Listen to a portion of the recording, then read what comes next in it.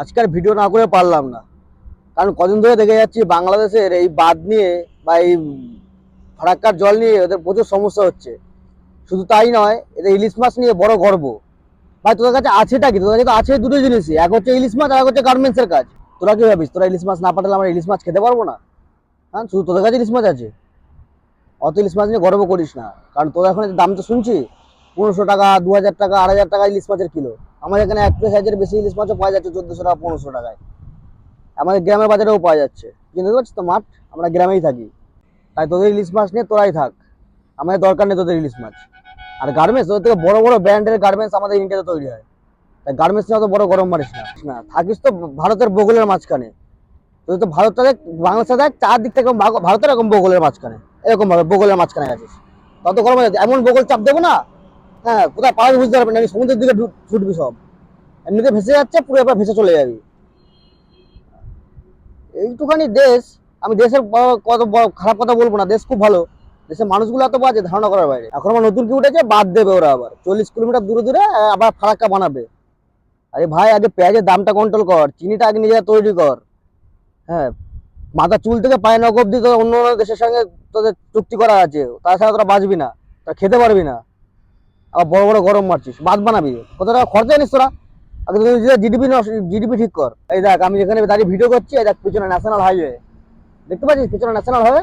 এটা পুরো ভারত জুড়ে হচ্ছে। এর যেটা পুরো পুরো যেটা বাজেট আছে, তোদের দেশের জিডিপির সমান বাজেট আছে শুধু একটা ন্যাশনাল হাইওয়ে। আর তো বাকি বাদ দিলাম ভারতের, ভারতের সাথে লাগতে আসিস।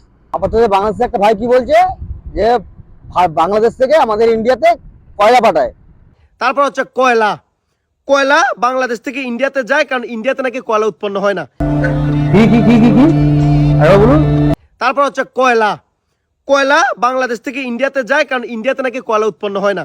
বাংলাদেশ থেকে কয়লা ইন্ডিয়াতে যায় এবং কয়লার প্রচুর চাহিদা ইন্ডিয়াতে, যেটা বাংলাদেশ নাকি ঘাটতিটা পূরণ করে। কে রে তুই? স্যার, আমাদের দেশে যা কয়লা আছে না, যা খনিজ সম্পদ আছে, যা কয়লা আছে, সেটা রাখার জন্য একটা আমাদের দেশ লাগবে।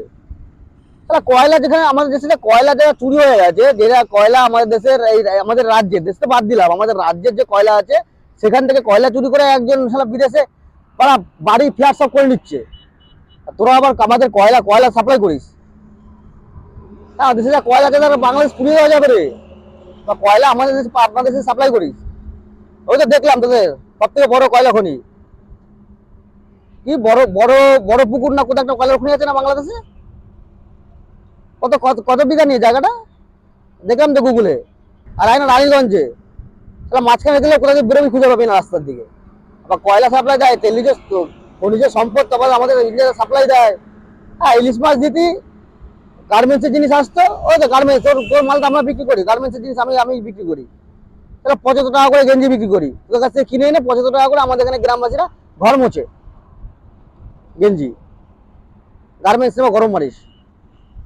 দেখো বন্ধুরা, কোনো দেশই খারাপ না, শুধু দেশের কিছু কিছু মানুষ থাকে, কিছু কিছু ইউটিউবার থাকে, তারা খারাপ হয়, তাদের জন্যই আমাদের দেশে দেশে দ্বন্দ্ব বাঁধে, দেশে দেশে ঝামেলা বাঁধে।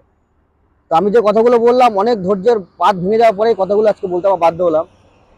তো প্রত্যেকটা দেশই একটা দেশ অন্য দেশের সাথে সম্পর্ক না রাখলে সেই দেশগুলো চলবে না।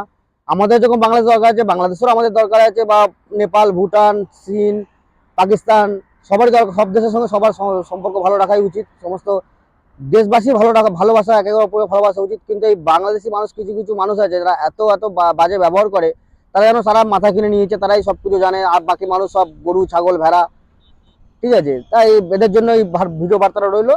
তো দেখা হচ্ছে নেক্সট কোনো ভিডিওতে। Tata, bye bye.